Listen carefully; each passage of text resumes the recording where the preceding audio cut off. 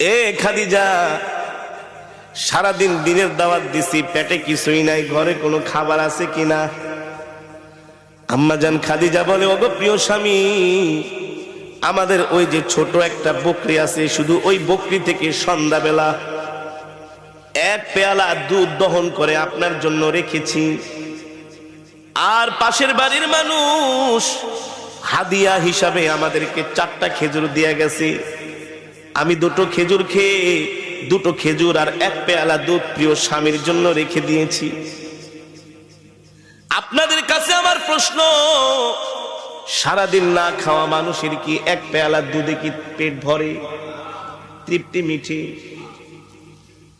আম্মা জান আয়েশা রাদিয়াল্লাহু তাআলা আনহা আল্লাহর নবীর সামনে দুধের পেয়ালা হাজির করলেন।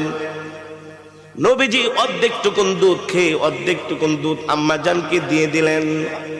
নবীজি একটা খেজুর খাইলেন, আর একটা খেজুর আম্মা জানকে দিয়ে দিলেন।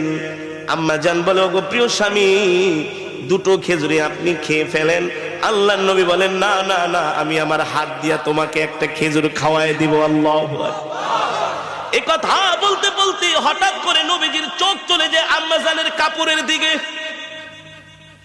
আম্মা জান যে কাপড় পরেছেন, ওই কাপড়ের মধ্যে এত তালি, এত তালি, এত তালি, এখন আর মনে হয় কাপড় ছিঁড়ে গেলে তালি দেওয়ার মতো জায়গা থাকবে না। সরকার দো আলম আম্মা জানের মুখের দিকে তাকায় বলে, খাদিজা, এ খাদিজা, 40 মণ স্বর্ণ নিয়ে আমাকে বিবাহ করলা, কতটা মাস হয়ে গেল, ঠিক মতো কোনোদিন ঘরের বাজারও করি না, বাজার সদাইও আনতে পারি না, না খায়া থাকো। আজকে দেখলাম তোমার কাপড়ের মধ্যে এতগুলো শিলি। ও খাদিজা, একবারও বাজারের জন্য বললা না, কোনদিন বললা না বাজারে যাচ্ছেন, বাহিরে যাচ্ছেন, কিছু খাবার নিয়ে এসেন,